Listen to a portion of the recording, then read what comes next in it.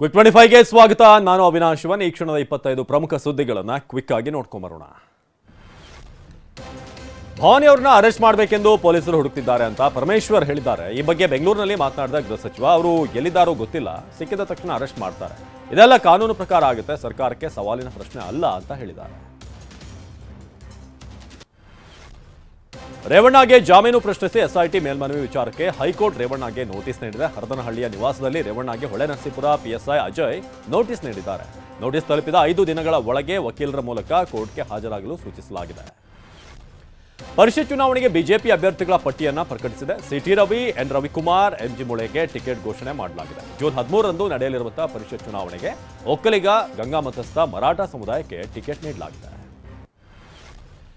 ST ಅಭಿವೃದ್ಧಿಗೆ ಮಾಡಿದ ನಿಗಮದಲ್ಲಿ ಬ್ರಹ್ಮಾಂಡ ಭ್ರಷ್ಟಾಚಾರ ನಡೆದಿದೆ ಅಂತ ಬಿ ಶ್ರೀರಾಮುಲು ಹೇಳಿದ್ದಾರೆ. ಈ ಬಗ್ಗೆ ಮಾತನಾಡಿದ ಮಾಜಿ ಶಾಸಕ ಶ್ರೀರಾಮುಲು, ಕಾಂಗ್ರೆಸ್ ಸರ್ಕಾರ ಭ್ರಷ್ಟಾಚಾರ ಮಾಡಿದೆ, ಅಧಿಕಾರಿ ಸುಸೈಡ್ ಮಾಡ್ಕೊಂಡಿದ್ದಾರೆ, ಇದು ಆತ್ಮಹತ್ಯೆ ಅಲ್ಲ, ಅಮಾಯಕ ಅಧಿಕಾರಿ ಜೀವ ಬಲಿ ಅಂತ ಹೇಳಬಹುದು ಅಂತ ಹೇಳಿದ್ದಾರೆ.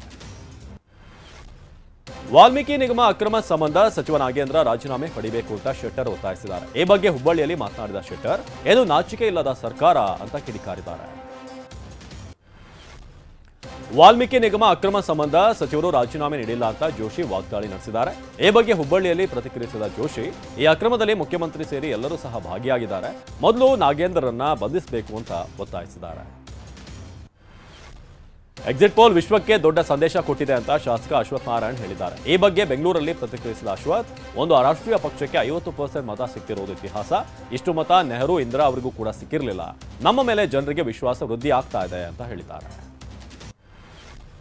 ರಾಜೀವ್ ಗಾಂಧಿ ಅವರ ಕಾಲಕ್ಕೆ ಕಾಂಗ್ರೆಸ್ ಬೆಳವಣಿಗೆ ನಿಂತಿದೆ ಅಂತ ಶಾಸಕ ಅಶ್ವಥ್ ನಾರಾಯಣ್ ಹೇಳಿದ್ದಾರೆ. ಈ ಬಗ್ಗೆ ಬೆಂಗಳೂರಲ್ಲಿ ಪ್ರತಿಕ್ರಿಯಿಸಿದ ಅಶ್ವಥ್, ಏನೇನೋ ಆಮಿಷ ಕೊಟ್ಟು ಟಕಾಟಕ್ ಅಂತ ಬರಬೇಕು ಅನ್ಕೊಂಡಿದ್ದಾರೆ, ಏನಾದ್ರೂ ಮಾಡಿ ಅಧಿಕಾರಕ್ಕೆ ಬರಲೇಬೇಕು ಅಂತ ಹವಣಿಸ್ತಿದ್ದಾರೆ ಅಂತ ವಾಗ್ದಾಳಿ ನಡೆಸಿದ್ದಾರೆ.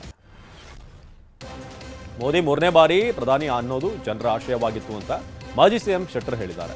ಈ ಬಗ್ಗೆ ಹುಬ್ಬಳ್ಳಿಯಲ್ಲಿ ಮಾತನಾಡಿದ ಶೆಟ್ಟರ್, ಎಕ್ಸಿಟ್ ಪೋಲ್ನಲ್ಲಿ ಸ್ಪಷ್ಟ ಬಹುಮತ ಸಿಕ್ಕಿದೆ, 375 ಆಗಬಹುದು, 400ಕ್ಕೂ ಹೆಚ್ಚು ಸ್ಥಾನ ಗೆಲ್ಲಬಹುದು. ಬೆಳಗಾವಿಯಲ್ಲಿ ಜನರ ಆಶೀರ್ವಾದದಿಂದ ನಾನು ಹೆಚ್ಚು ಮತಗಳಿಂದ ಅಂತರದಿಂದ ಗೆಲ್ತೀನಿ, ಸಂವಿಧಾನ ಬದಲಾವಣೆ ಮಾಡುವಂತ ಪ್ರಶ್ನೆ ಇಲ್ಲ ಅಂತ ಹೇಳಿದ್ದಾರೆ. ಲೋಕಸಭೆ ಚುನಾವಣೆ ಬಳಿಕ ಕಾಂಗ್ರೆಸ್ ಆಂತರಿಕ ಕಲಹ ಹೊರಬರಲಿದೆ ಅಂತ ಜಗದೀಶ್ ಶೆಟ್ಟರ್ ವಾಗ್ದಾಳಿ ನಡೆಸಿದ್ದಾರೆ. ಈ ಬಗ್ಗೆ ಪ್ರತಿಕ್ರಿಯೆ ನೀಡಿರುವ ಶೆಟ್ಟರ್, ಸಿಎಂ ಡಿಸಿಎಂ ನಡುವಿನ ಕಲಹ ಹೊರಬರುತ್ತೆ, ಕಾಂಗ್ರೆಸ್ನವರ ಅಸಮಾಧಾನದಿಂದ ಕಾಂಗ್ರೆಸ್ ಬೀಳುತ್ತೆ, ಸರ್ಕಾರ ಬೀಳುತ್ತೆ, ಬಿಜೆಪಿಯವರು ಆಪರೇಷನ್ ಕಮಲ ಮಾಡೋ ಅವಶ್ಯಕತೆ ಇಲ್ಲ ಅಂತ ಕಿಡಿಕಾರಿದ್ದಾರೆ. ಯಾಗ ಮಾಡಿಸೋಕೆ ಡಿಸಿಎಂ ಎಕ್ಸ್ಪರ್ಟ್ ಅಂತ ಜಗದೀಶ್ ಶೆಟ್ಟರ್ ವಾಗ್ದಾಳಿ ನಡೆಸಿದ್ದಾರೆ. ಈ ಬಗ್ಗೆ ಹುಬ್ಬಳ್ಳಿಯಲ್ಲಿ ಕಿಡಿಕಾರಿದ ಶೆಟ್ಟರ್, ಕೇರಳ ಅಲ್ಲ, ಭೂಗತದಲ್ಲಿ ಹೋಗಿ ಯಾಗ ಮಾಡಿಸುವ ತಾಕತ್ತು ಡಿಕೆ ಶಿವಕುಮಾರ್ಗೆ ಇದೆ, ಯಾಗದಿಂದ ಒಬ್ಬರಿಗೆ ತೊಂದರೆ ಆಗುತ್ತೆ ಅಂದ್ರೆ ಎಲ್ಲರೂ ಅದನ್ನೇ ಮಾಡ್ತಿದ್ದಾರೆ, ನಾನು ಬಸವ ತತ್ವದವನು, ನನಗೆ ನಂಬಿಕೆ ಇಲ್ಲ, ಡಿಕೆ ಯಾಗ ಮಾಡಿಸೋದ್ರಲ್ಲಿ ಎಕ್ಸ್ಪರ್ಟ್ ಅವರೇ ಉತ್ತರಿಸಬೇಕು ಅಂತ ಹೇಳಿದ್ದಾರೆ. ಎನ್ಡಿಎ ಪ್ರಚಂಡ ಬಹುಮತ ಸಾಧಿಸಲಿದೆ ಎಂದು ಸಮೀಕ್ಷೆ ಹೇಳಿದೆ ಅಂತ ಪ್ರಹ್ಲಾದ್ ಜೋಶಿ ಮಾತನಾಡಿದ್ದಾರೆ. ಈ ಬಗ್ಗೆ ಹುಬ್ಬಳ್ಳಿಯಲ್ಲಿ ಮಾತನಾಡಿದ ಜೋಶಿ, ದೇಶದಲ್ಲಿ ನಾವು ಎಕ್ಸಿಟ್ ಪೋಲ್ಗಿಂತ ಹೆಚ್ಚು ಸ್ಥಾನ ಗೆಲ್ತೇವೆ, ಕಾಂಗ್ರೆಸ್ನವರು ಸುಳ್ಳರು, ಭ್ರಷ್ಟರು ಅಂತ ವಾಗ್ದಾಳಿ ನಡೆಸಿದ್ದಾರೆ. ದೇಶ ಹಾಗೂ ರಾಜ್ಯದಲ್ಲಿ ಬಿಜೆಪಿಗೆ ಮುನ್ನಡೆ ಸಿಕ್ಕಿರುವುದು ಖುಷಿಯ ವಿಚಾರ ಅಂತ ಮೈಸೂರು ಕೊಡಗು ಕ್ಷೇತ್ರದ ಬಿಜೆಪಿ ಅಭ್ಯರ್ಥಿ ಯದುವೀರ್ ಹೇಳಿದ್ದಾರೆ. ಈ ಬಗ್ಗೆ ಮಾತನಾಡಿದ ಯದುವೀರ್, ಮೋದಿ ಮತ್ತೊಮ್ಮೆ ದೇಶದ ಪ್ರಧಾನಿ ಆಗಲಿದ್ದಾರೆ, ರಾಜ್ಯದಲ್ಲಿ ಬಿಜೆಪಿ ಮುನ್ನಡೆಯನ್ನು ನಿರೀಕ್ಷೆ ಮಾಡಿದ್ವು, ನಮ್ಮ ನಿರೀಕ್ಷೆಯಂತೆ ಫಲಿತಾಂಶ ಬಂದಿದೆ ಅಂತ ಹೇಳಿದ್ದಾರೆ. ಎಕ್ಸಿಟ್ ಪೋಲ್ ಎಷ್ಟರ ಮಟ್ಟಿಗೆ ಸರಿ ಅನ್ನೋದು ಜೂನ್ 4ರಂದು ಗೊತ್ತಾಗುತ್ತೆ ಅಂತ ಜಿ ಪರಮೇಶ್ವರ್ ಹೇಳಿದ್ದಾರೆ. ಈ ಬಗ್ಗೆ ಬೆಂಗಳೂರಿನಲ್ಲಿ ಮಾತನಾಡಿರುವ ಗೃಹ ಸಚಿವರು, ನಾವು ಎಕ್ಸಿಟ್ ಪೋಲ್ನಲ್ಲಿ ವಿಶ್ವಾಸ ಇಟ್ಕೊಂಡಿಲ್ಲ, ಎಕ್ಸಿಟ್ ಪೋಲ್ಗಳು ಸತ್ಯಕ್ಕೆ ದೂರವಾಗಿವೆ ಅನ್ಸುತ್ತೆ, ಗ್ರೌಂಡ್ ರಿಯಾಲಿಟಿಗಳು ನಮಗೆ ಚೆನ್ನಾಗಿ ಗೊತ್ತಿದೆ ಅಂತ ಹೇಳಿದ್ದಾರೆ.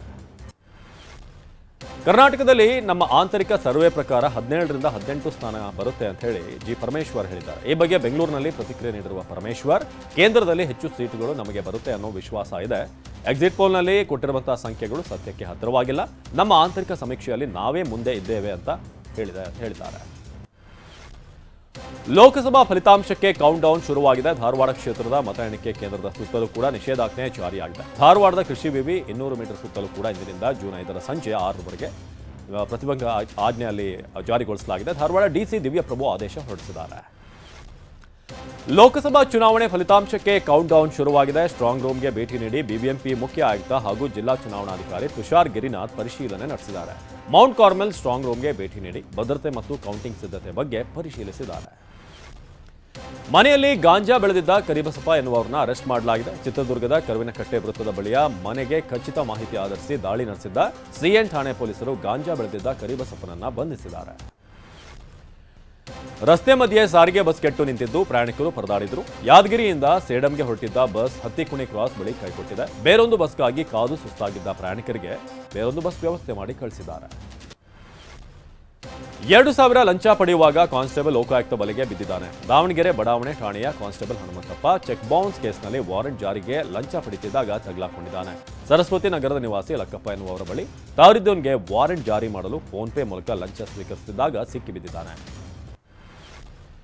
ತುಮಕೂರು ಜಿಲ್ಲೆ ಗುಬ್ಬಿ ತಹಶೀಲ್ದಾರ್ ಕಚೇರಿಯಲ್ಲಿ ಕಳ್ಳತನ ಆಗಿದೆ. ಹಾಡಹಗಲೇ ಕಚೇರಿಯಲ್ಲಿದ್ದ 2 ಪ್ರಿಂಟರ್ಗಳನ್ನು ಕದೀಮ ಕದೊಯ್ದಿದ್ದಾನೆ. ಪ್ರಿಂಟರ್ಗಳನ್ನು ಬ್ಯಾಗ್ನಲ್ಲಿ ಇಟ್ಟುಕೊಳ್ತಿರುವಂತಹ ದೃಶ್ಯ ಸಿಸಿಟಿವಿಯಲ್ಲಿ ಸೆರೆಯಾಗಿದೆ.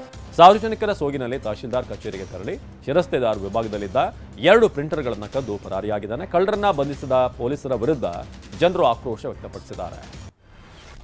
ಈ ಬಾರಿ ನರೇಂದ್ರ ಮೋದಿ ಮತ್ತೊಮ್ಮೆ ಪ್ರಧಾನಿ ಆಗಲಿದ್ದಾರೆ ಎಂದು ಭವಿಷ್ಯ ನುಡಿದಿರುವ ಎಕ್ಸಿಟ್ ಪೋಲ್ ಬಗ್ಗೆ ರಾಹುಲ್ ಗಾಂಧಿ ಕಿಡಿಕಾರಿದ್ದಾರೆ. ಇದು ಮತದಾನೋತ್ತರ ಸಮೀಕ್ಷೆ ಅಲ್ಲ, ಮೋದಿ ಅವರ ಸಮೀಕ್ಷೆ ಹಾಗೂ ಇದೊಂದು ಕಾಲ್ಪನಿಕ ಸಮೀಕ್ಷೆ ಅಂತ ವಾಗ್ದಾಳಿ ನಡೆಸಿದ್ದಾರೆ. ಇನ್ನು ಇಂಡಿಯಾ ಮೈತ್ರಿಕೂಟ 295 ಸ್ಥಾನ ಗೆಲ್ಲುವುದಾಗಿ ವಿಶ್ವಾಸ ವ್ಯಕ್ತಪಡಿಸಿದ್ದಾರೆ. ಚುನಾವಣೋತ್ತರ ಸಮೀಕ್ಷೆ ಬಗ್ಗೆ ಆರ್ಜೆಡಿ ಸಂಸದ ಮನೋಜ್ ಝಾ ಮಾತನಾಡಿದ್ದಾರೆ. ಈ ಬಗ್ಗೆ ಬಿಹಾರದ ಪಾಟ್ನಾದಲ್ಲಿ ಪ್ರತಿಕ್ರಿಯೆ ನೀಡಿರುವ ಮನೋಜ್, ಪ್ರಧಾನಮಂತ್ರಿ ನಿರುದ್ಯೋಗದ ಬಗ್ಗೆ ಮಾತನಾಡಲಿಲ್ಲ, ಸಾಮಾಜಿಕ ನ್ಯಾಯದ ಬಗ್ಗೆ ಮಾತನಾಡಲಿಲ್ಲ, ಮಂಗಳಸೂತ್ರ ಮುಜ್ರಾ ಬಗ್ಗೆ ಮಾತನಾಡಿದ ಬಳಿಕವೂ ಮತ್ತೆ ಮೋದಿ ಪ್ರಧಾನಿ ಆದರೆ ನಾವು ಅಂದುಕೊಂಡಂತೆ ಆರೋಗ್ಯಕರ ಪ್ರಜಾಪ್ರಭುತ್ವ ಇರೋದಿಲ್ಲ. ಹಾಗಾಗಿ ಜೂನ್ 4ರವರೆಗೆ ಕಾಯೋಣ ಅಂತ ಹೇಳಿದ್ದಾರೆ. T20 ವಿಶ್ವಕಪ್ ಕೆನಡಾ ತಂಡಕ್ಕೆ ದಾವಣಗೆರೆ ಯುವಕ ಆಯ್ಕೆಯಾಗಿದ್ದಾರೆ. ಯುಎಸ್ಎ ವಿರುದ್ಧದ T20 ಪಂದ್ಯದಲ್ಲಿ ಕೆನಡಾ ಪರ ಶ್ರೇಯಸ್ ಮೋವಾ ಆಟವಾಡಲಿದ್ದಾರೆ. 2006ರಿಂದ ದಾವಣಗೆರೆ ಕ್ರಿಕೆಟ್ ಕ್ಲಬ್ನಲ್ಲಿ ಆಟವಾಡಿದ್ದ ಶ್ರೇಯಸ್ ಇದೀಗ ಕೆನಡಾ ತಂಡಕ್ಕೆ ಆಯ್ಕೆಯಾಗಿದ್ದಾರೆ.